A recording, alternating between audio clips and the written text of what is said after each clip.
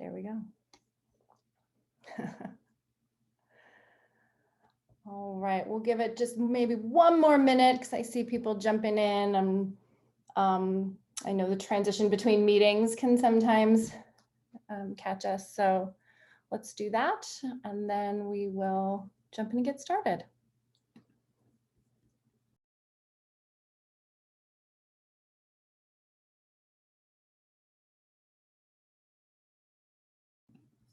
It probably didn't help my choice to wear a sweater today. I'm thinking the same thing. Like, why am I layered exactly? I have a lot of perfectly good tank tops in my closet. Mentally, it's not June yet. Physically. All right, well, let's go ahead and get started. So thank you again, everyone, for joining us. If you didn't hear me earlier, we'd welcome you to let us know who you are, where you're from, and if there's anything special that in particular that brought you here today, go ahead and put that in the chat. We would love for everyone to get to know each other, and certainly we want to get to know you as part of this process. So again, welcome to our webinar. So today we're going to be talking about the use of digital communities to help influence and transform the experience of prospective students during the enrollment process. And I'm Katie Kapler. I am co-founder and CEO of Inscribe, and I'm going to be leading us through our conversation today. A couple of logistics things. I am joined today by my colleague, Ana Hernandez. So Ana will also be here. She'll be primarily monitoring the chat and the Q&A area. So if you have questions, comments, please feel free to put them in there. We'll definitely get to those during the conversation. Ana will either answer you directly in the chat space, or I'll pause periodically and see if there are some topics that we should touch on as a group. And then we are recording this webinar, so we will send that out to all of you, and you can feel free to revisit anything or obviously share it with your colleagues as well. So let's get started. So we're going to organize this session today in kind of to two sections. The first, during this early part, we're going to talk about a specific example of the work that we've done at Inscribe in partnership with Western Governors University to help them build a student community around their enrollment process. For those of you that aren't familiar with Inscribe, we are a digital community platform, and we're designed to help students connect with staff, faculty, and peers at an institution so that they can have a place to go when they need help, when they need to just connect with another person at any point in their student journey. So Inscribe as a community platform gets used in a lot of different places. Today, we're really going to focus specifically on that enrollment use case, and again, the work that we were doing with Western Governors University in regards to that. So after we talk about that specific example, we'll jump over and actually take a look at the Inscribe platform, do a quick demo so you can see what the technology looks like in action. And I'll pause periodically on if there's anything that pops up in the chat, let me know. Will do. All right. So just to kind of orient you, we started working with Western Governors University about 9 months ago.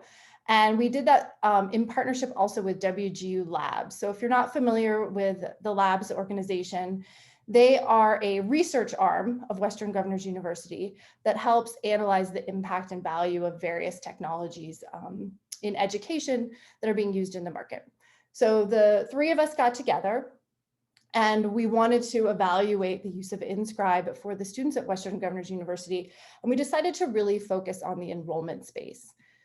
So why did we pick enrollment as part of the focus of this project? Well, so of course, everybody, and I know all of you here probably have some foot in the enrollment workflow.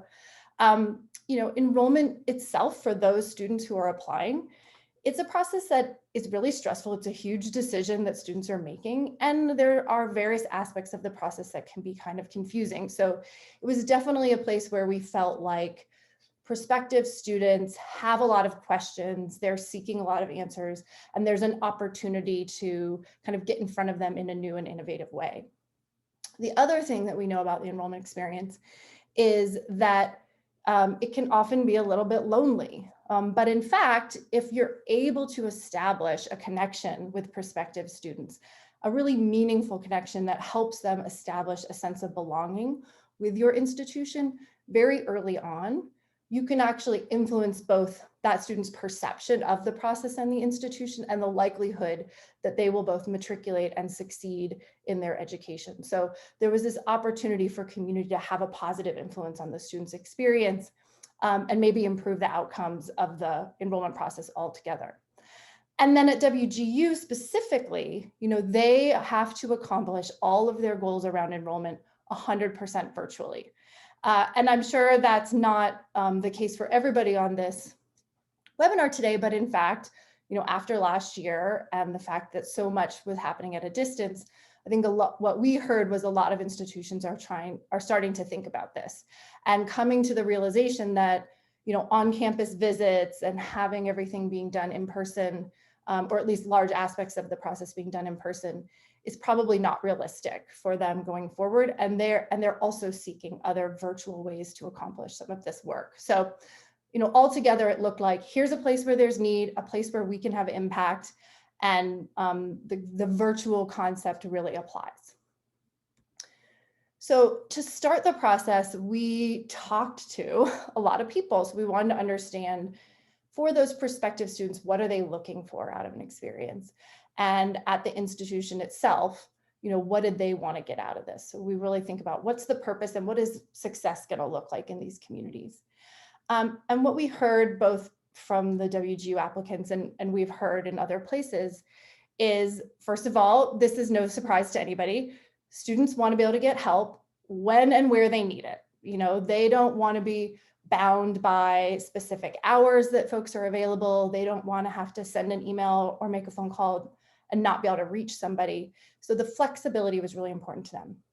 One thing we also heard was students really crave the ability to hear authentic feedback. And what they meant by that was, I don't just want to hear about student life from the staff managing the enrollment process. I really want to hear from students, alumni, others who have been through this, so that I can really get a sense of what it's like to be part of that institution. And then, sort of a third thing that was a little bit surprising was that students were already thinking about building their network during this enrollment phase. Who can I connect with? Who can I meet that will not only support me while I'm learning, but is going to become part of my professional network once I graduate? So we wanted to make sure that all of these were reflected in the community that we built for students. But of course, we also wanted to meet the needs of Western governors in the institution as well. So a very obvious one is we have a lot of students going through the enrollment process. How can we help them go through more effectively and reach higher levels of matriculation? So can we influence that as part of this process by offering this solution? Another measure that was very important to them was student satisfaction. Are students leaving this process feeling like they were well supported and that they want to be a part of our institution? The other really important thing was the sort of insights and analytics that could come from this process. A lot of times in enrollment, when students drop out or disappear, it's kind of a black box. We don't really know what it was that student was struggling with or what drove their decision to step away. So by engaging them in a different way, can we elicit a little bit more of that information? And finally, we have a finite, every institution has a finite number of humans that can support this process. And so whatever we can do to make those humans more efficient and help them deliver the solution in a highly impactful way for students, but maybe get a few hours back in their day, was really valuable. So that's kind of the setup. And I'll pause. Anna, anything pop into the Q&A that you want me to address right away? Not yet. So yeah, feel free to jump in. And I will say, I'd love to know from you all if these are similar sort of challenges that you have or goals that you have when you think about redesigning your enrollment process, or are there other things that are really top of mind for you that maybe we didn't even consider as part of this process? So the next phase was to really design the community. And of course, our work at Inscribe, we've been helping institutions design communities for many years. We bring a lot of understanding and best practice to the table, and being able to partner with Western governors and really understand their needs this process was able to move really efficiently, I'll say. But the main thing was understanding what students wanted out of the community, that there was this duality of like, I need to understand how to get through the enrollment process. I'm going to have these tactical questions that need to be addressed. And this other side of it, that was more about the human side of being a student at the institution and what that really meant. It drove us to build a community that brought a lot of different constituents together. So of course the applicants were brought in. And then we included, for that sort of authentic story side, alumni and some current students from the institution. And then for the tactical side, members of their enrollment support team. So people who could really get in the trenches and provide the answers around some of those tactical questions.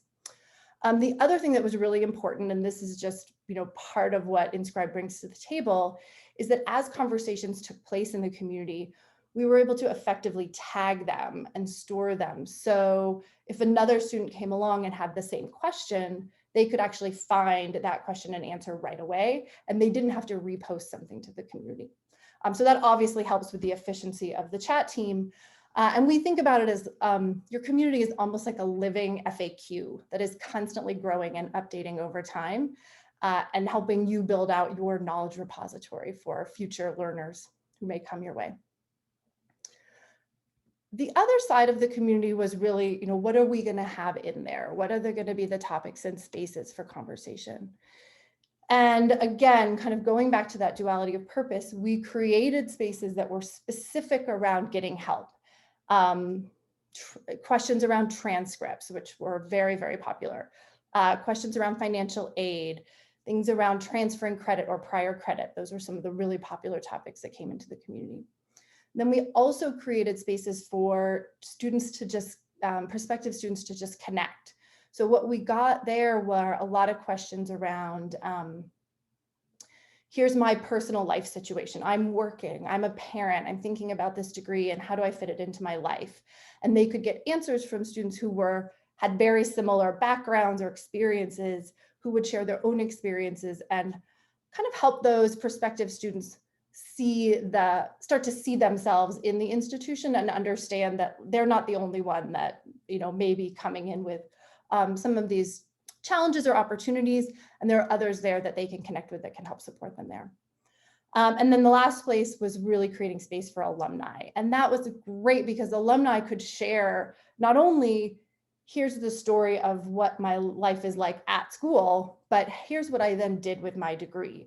Here's where I've gone on from there. And their insights into not only sort of what I wish I knew when I started, but success stories about how they've come out the other end were really, really powerful. Hey, Katie. Any questions about that? Katie, a question came in about whether or not Inscribe can be accessed by prospects, so people that are pre-applicants. Having started the process.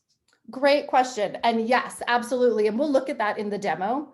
You can design Inscribe to allow access for everything from brand new prospects that maybe you've never talked to, all the way through matriculated students. And so we'll take a look at how that authentication process works in just a second. Awesome. Okay, so let's look at some of the outcomes that we had. So the way that we set it up at Western Governors is not all prospective students got access. So we sort of randomly selected a smaller number to come in, not small. So over the course of the project, over 3,500 prospective students were brought in to the community to participate. And out of the conversations and the resources that were shared, there were over 80,000 views of the content and conversations that took place. So not only were the students very engaged in sort of seeing what was happening and participating in what was happening, there was also this reinforcement of the idea that when something takes place in the community, a lot of people are going to see it. So again, you're not going to get that question a second time. Your ability to reach that population is really, really high. And then we talked about this already, but definitely the popular topics that came through that tactical set around things that do tend to trip students up: transcripts, credit, financial aid, and then the WGU experience, which really incorporated both aspects of the student and alumni stories. One thing I'll touch on here too, which sort of real-time action that WGU could take is as they saw the questions that were coming in around things like transcripts and financial aid, they discovered that there were places in the enrollment process that lots of students were getting tripped up on over and over again. And so they took that information and went and crafted some additional resources that kind of touched on the challenges that students were having and some of the confusion they were having around things like financial aid, and then published them in the community. So they almost used the students' questions as a way to, as a feedback loop, and then allowed them to kind of get in front of that challenge earlier in the process. So the next set of students maybe wouldn't even run into that in the first place. So that's one of the really nice things that you can do with the insights in the community. I see something. A couple of questions. Yeah. The first one, can you choose which alumni can participate? You know, is it like, if it's open to alumni, it's open to all alumni, or can you say like, this is our group of alumni? Yeah.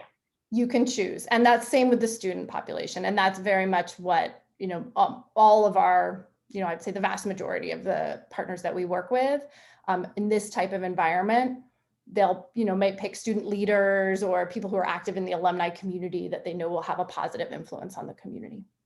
And then another question, is there a way to provide support for incoming students across multiple campuses, or is it really specific to one community equals one campus? Nope, that is really up to you. So if you think that that experience is going to be very different from one campus to another, you know, maybe you're creating communities that are different. But Inscribe is really designed to bring large populations together. So we could create a single community, bringing together applicants across multiple campuses, and then just give them spaces within the community that might be campus specific if there are particular questions that might be relevant just to that area.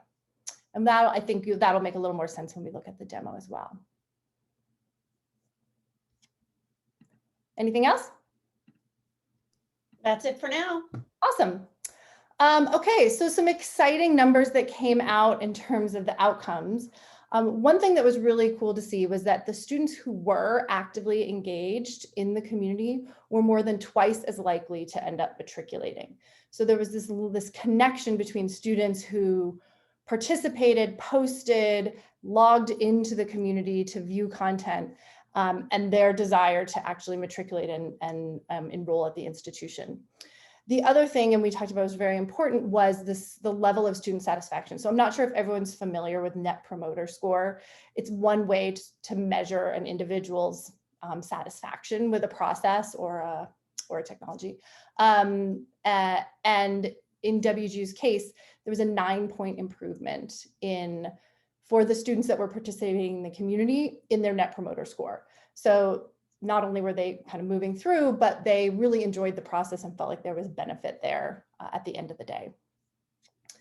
And then one sort of side thing that we hadn't really focused on going into the project, but was a really interesting and positive outcome, was the benefit that the alumni got from participating in this. And we often joke, you know, I think alumni engagement can be tricky, and sometimes, I'm sure all of you are alums somewhere, we feel like we only sometimes hear from our former schools when they're asking us for money, which is an important way to engage alumni, but this was another option that they found where alumni could give back. They loved connecting with students. They loved connecting with the other alumni in the community and really getting to hear what other people were up to. And so it really created a positive experience for them as well. And they're now more likely to participate in other WGU activities going forward. So that's a quick summary of the work we did with WGU. I'll pause and make sure there aren't any additional questions about that specifically, and then we can jump into the demo. Yeah, and this is, I'm assuming something you'll cover during the demo, but a question came in asking about online chat tools. We have an online chat tool on our website. Can you explain how this is different or better than that? Yes, so so there's kind of two kinds of chat tools. There's like a chat bot who would be attempting to answer questions for students directly. And then I know some schools also have chat systems where they can jump on and chat live with a human being to get things resolved. So I'll talk about both. What our experience has been is we don't consider Inscribe an alternative to a chat bot. In fact, a lot of the institutions we work with have those and will use Inscribe in addition, because the chatbot tends to be really good at answering, very repeatable questions that fall into a specific data set. So you train the chatbot and it understands that collection of information. It can provide those answers. But I'll tell you, many of the questions that we saw that came into the community kind of fall outside of that norm. There's a nuance to it, or there's something about this student's particular situation. And so our customers have said, students run into a dead end with the chatbot and then there's nowhere for them to go.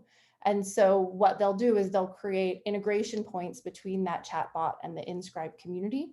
So if the student gets to, or the prospect gets to a place where they can't get help, they can then launch into the community for that next level of support. So it's a nice way to provide a continuity of service without any dead ends, I would say.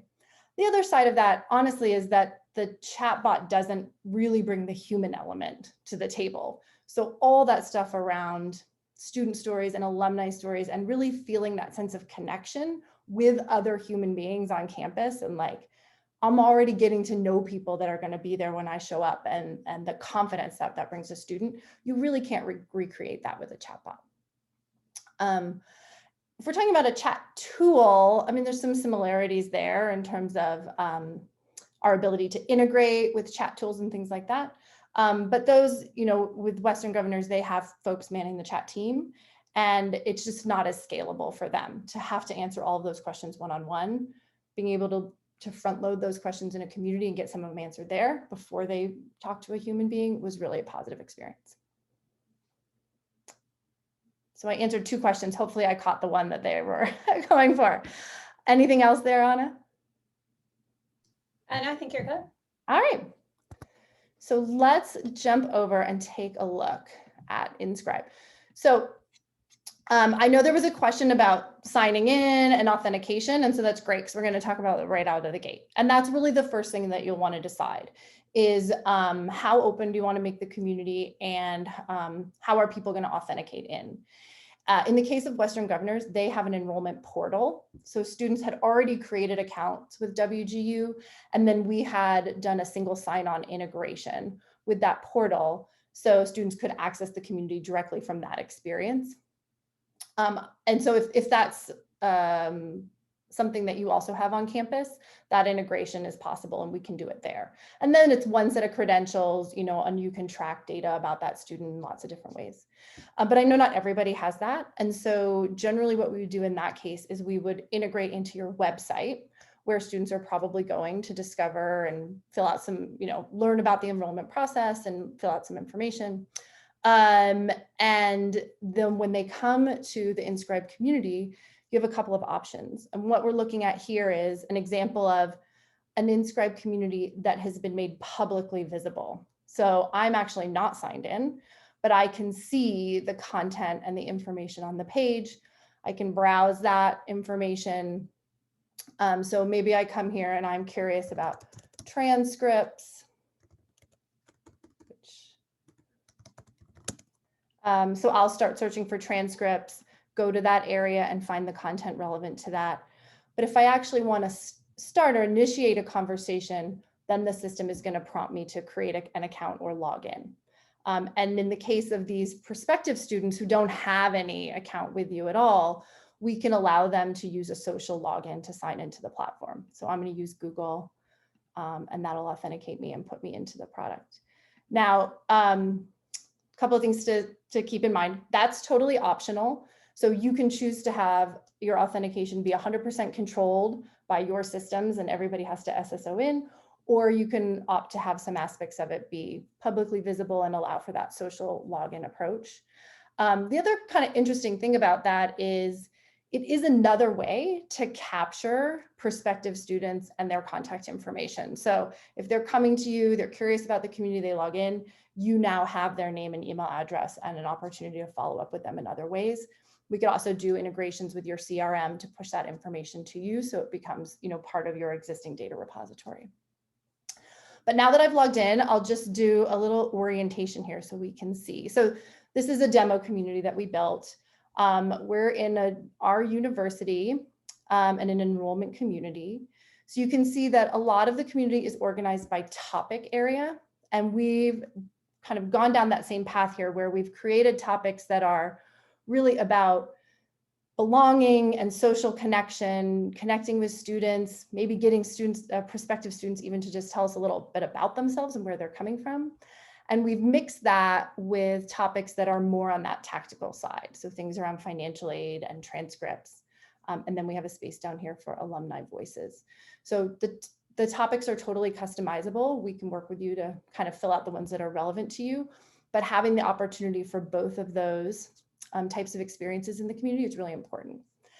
The other thing you see here are channels. So these are subgroups in your community. You don't have to use channels, they're optional, but it's one way to kind of help students find smaller groups of individual or prospective students, smaller groups of individuals that they might have similarities, shared background or interests with. So in this example, we have a general space where people will go for information. I'm a student parent, so I've found a student parent group that I've joined, and then I could browse other options like maybe military students, or, you know, somebody asked about the campuses. So maybe your individual campuses could have their own channels within the community and then have a larger community that everybody belongs to. So that's just sort of the information architecture organization of the community. One thing to note, and we saw this just a second ago before I logged in, is if a student comes to you with a specific question, they are very likely to search to see if they can find an answer to their question. So if I start looking up transcripts, you know, oh, somebody already asked about emailing my own transcripts, and there's this great answer here. So I know I've kind of got the answer that I needed and I can move on. Now, not all the questions are going to be answered right out of the gate. And so I can also go to start a new conversation.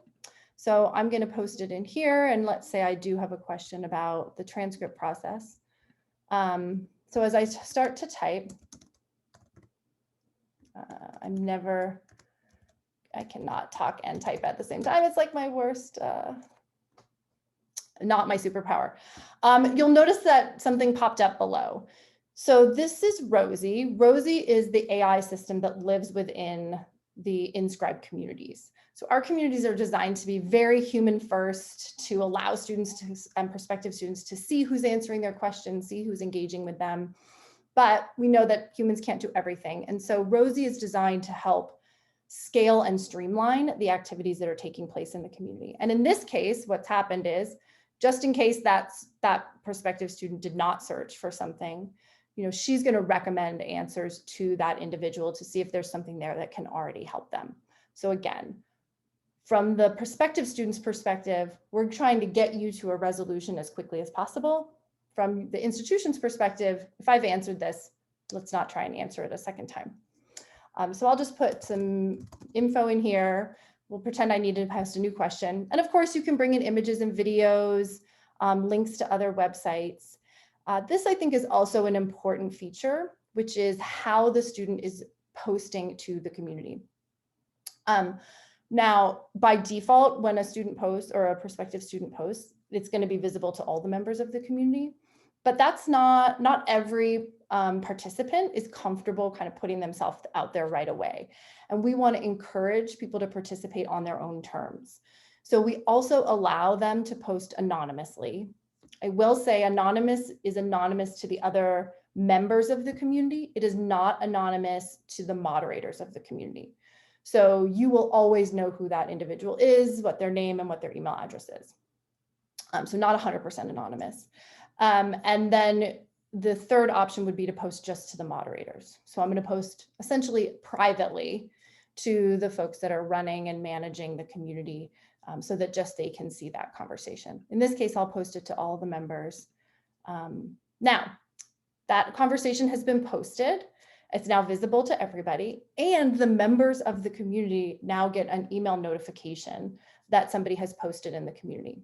That email notification goes out, it includes the contents of the post, and you can click right back from that notification to the community to engage with it. So that's a really important component of the community for everybody involved, because you don't want to have to be sort of monitoring what's happening all the time, checking in. This is a nice way for the system to reach out to you and draw you back in and let you know when things might need your attention. Hey, Katie, we got a question. How often do those notifications go out? Yeah, great question. I was just going to pop over there. So the notification settings are totally customizable by individual. You can see there's a lot of different notifications people can control. You can choose to get those notifications right away, or you can opt to have them summarized in a daily digest, and that goes out once a day in the afternoon. And of course, you can snooze your notifications if you don't want to hear those anymore. And there's lots of flexibility, so you can snooze certain things that maybe aren't relevant to you, but keep your notifications on for anything that is really important that you want to keep an eye on. Awesome. I'm going to go back where I was. There we go. So a couple of notes on this. Of course, now that people know there's a question out there, anybody can jump in and answer. We certainly encourage lots of folks to join in. Some questions get one answer, it's kind of one and done. Some really elicit, 6 or even 10 responses. And the system is also designed to help you kind of organize those responses if you want. So a new answer comes in. Couple of things here. One is, you've probably noticed that I have this little badge. So I'm a moderator in this community. That means I'm going to carry this badge wherever I go. It also becomes a visual cue for the participants of your community to know where there's like an official posting or an official response, and they can kind of gravitate toward that if it makes sense. If a student were to answer a question, or a non-moderator, let's say, were to answer a question and it's a really excellent question, a moderator can also come in and endorse that response. So you've given that sort of the seal of approval. It also gets that visual cue. And now other students or other members of the community can kind of see that that answer has been certified. The final thing you piggyback off that, there is a question about how can you be sure answers in the platform are correct? I find that students tend to have a lot of inaccurate info that they share with other students, sort of related to what you were just talking about. So I thought I'd jump in with that one. Yes, so you can do a couple of things there. So on the very extreme end, well, not very extreme, on one end of the spectrum, we do have communities that are what we would call ask an expert spaces. So in that case, other students or other sort of general members of the community are not answering. It's really just the experts that have been given the permissions to provide answers and responses. So that is one option that you can do, and you can control that through roles. So you could assign, like maybe you have that subset of alumni and students that you've sort of certified. You can give them the ability to provide responses and not all the members. So that would be one way to do it. The other way to do it would be, as those things come in and you see that there's inaccurate information, you can absolutely edit or remove any of the posts in the community. You can also, take that opportunity to jump in and correct that information. Now, not only is the person that asked the question getting the right answer, but the student that had the misconception will also see that there's a new response, that the answer is there and that they were incorrect. And that's actually something we hear a lot, that the misconceptions are out there. And so having a centralized place to kind of correct them and get that information in front of everybody actually does help benefit a broader population than people really realized at the outset. And that the edit and delete is right here. I was also going to say you can feature a response. You can also feature a question. So if there's a really great answer in the list and you want to bump that one up and pin it to the top, you can do that as well. So all ways to kind of guide the visuals and the information that people are seeing. You'll see too, you can provide feedback on questions and answers, and you'll see students do that a lot, kind of thumbs upping or giving kudos for great questions and answers, which is great to see. One thing so you've probably noticed there's this little red icon here. So we saw Rosie earlier in the question asking process. The other thing that Rosie does is she helps monitor the health of the community. So she's doing that in 2 ways. One very straightforward way, she'll look for a list of keywords. And if a keyword ever appears in a post, she can flag that and escalate it to you. The other thing that Rosie does is she runs the conversations that are taking place in the community through a sentiment API. And so in this case, the student is getting frustrated, they're kind of amping up, and she can sense that the emotion of that post is getting negative, and she'll flag that and also escalate it for someone. So it's a great way that if you do have a student who's kind of, again, getting frustrated or kind of getting, or sorry, a prospective student that's getting frustrated or kind of getting stuck on something, knowing that the system is also looking for that, can I proactively identify that and connect you to that individual really quickly? And then you can, make the decision of what to do from there. Is this somebody who I need to pick up the phone and call because they just really need a one-on-one conversation at this point? Is this somebody I just need to prioritize getting a response to? But maybe in this case, it's not appropriate for everyone in the community to see this conversation. And so I'm gonna, edit this post, move it into this private status. And now I can kind of have a private conversation with this individual. So Rosie is not trying to take these actions for you, but to help alert you to things that are happening in the community that will need your attention. Awesome. I'll pause. Anna, anything you want me to jump on real quick? I think we're good. Awesome. So, so other than the tactical, I'll spend just a little time talking about some of the social opportunities as well. And I thought one of the really great things that we see in these communities are, again, the student voice or the alumni voice that come through.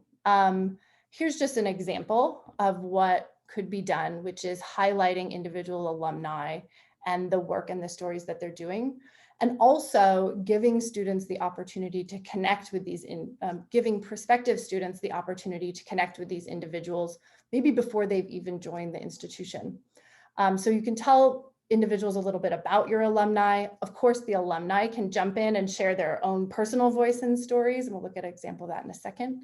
And then there's also other ways for students to begin that networking process. So if we look at my profile in the platform, you can see that I've come in, I've said a little bit about myself, and I've added my social links here.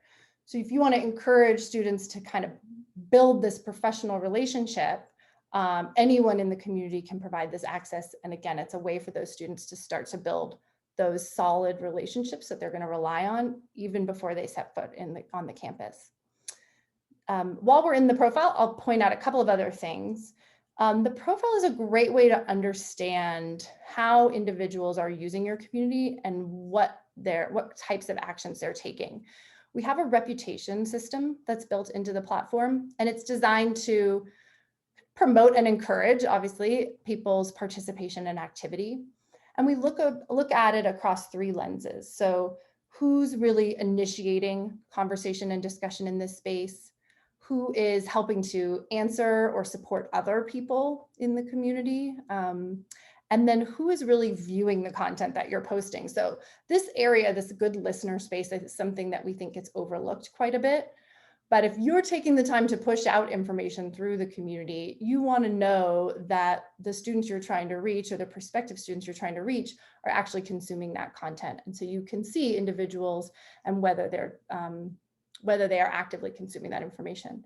And then of course you can go directly into the details of an individual prospect's profile to see what specific questions did they ask, where did they jump in and participate.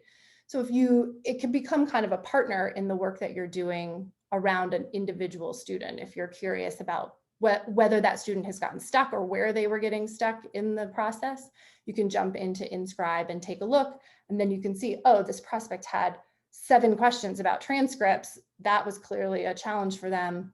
Let's reach out to them and have a conversation about that and see if we can't get them moving again.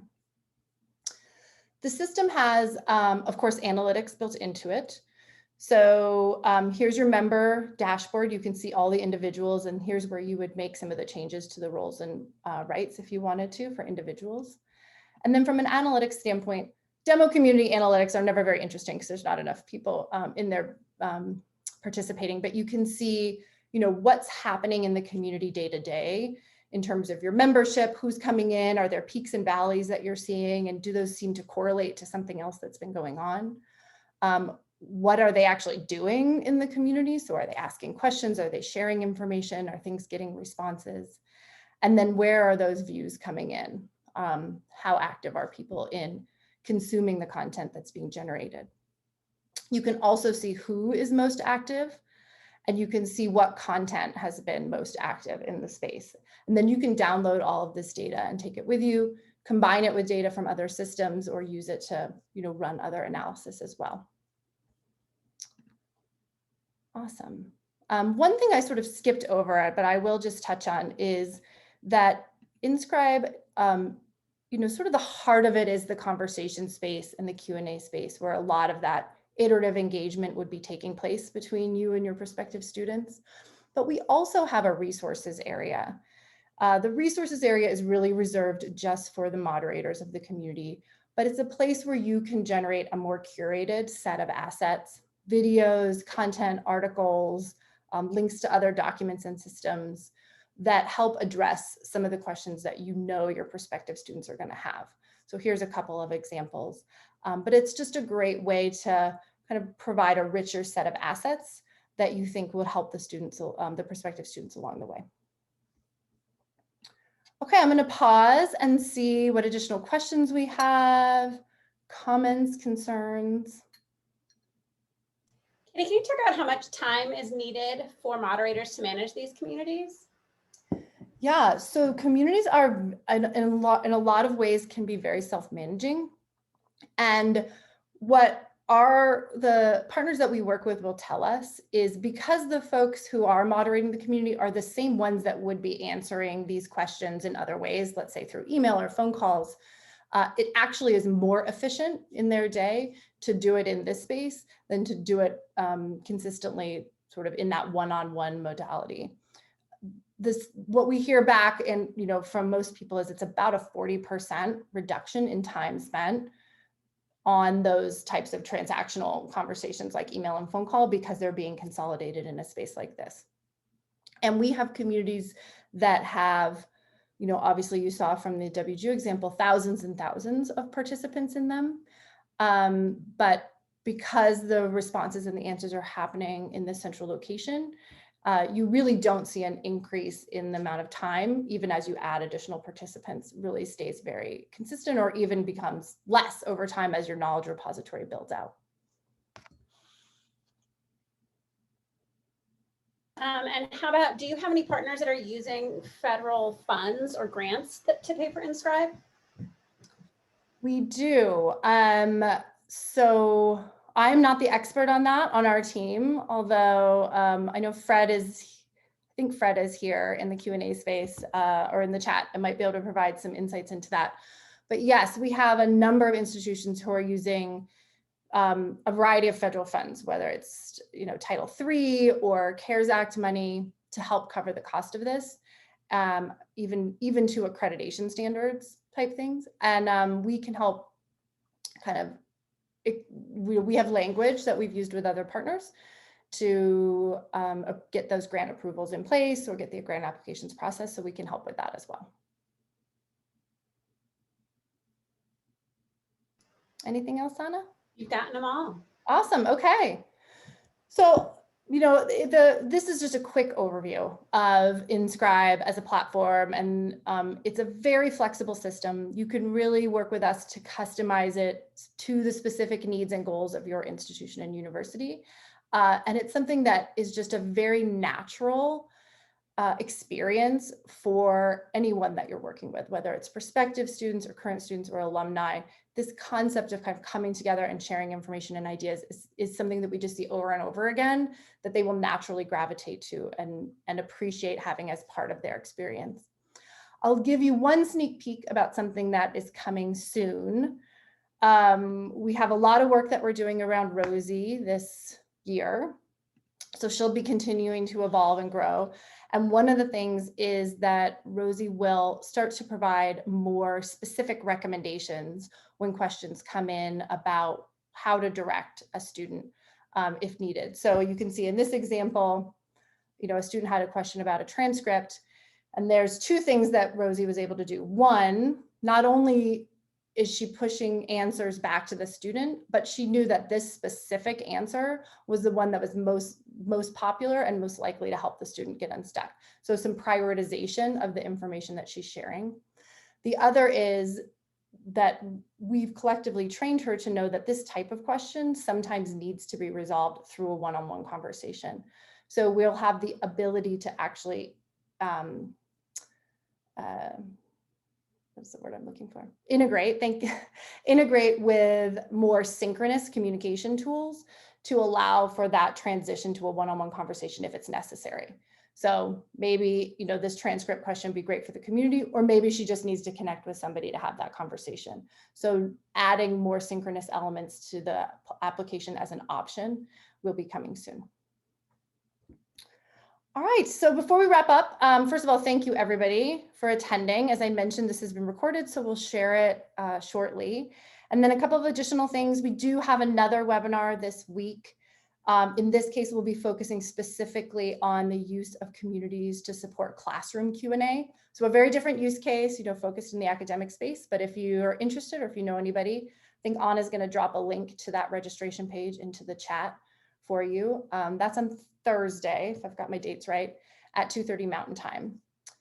The other thing is we do have something called the community self-assessment. It's just a tool that you can use to kind of think through how you're using community and building community at your institution. Take the assessment, we'll send back results and a few recommendations for things that you could think about. It's also a great just discussion tool within a university. So a lot of times multiple people will take it and then use it as a point of conversation to kind of think through this topic collectively. So again, Anna can drop the link to that community self-assessment in the chat. And then other than that, I would just love to stay connected to you all. If you have any questions, please feel free to reach out to me directly. My email and phone number are there. You can also track me down on LinkedIn. Yeah, so I look forward to a continuing conversation with all of you. Have a great afternoon.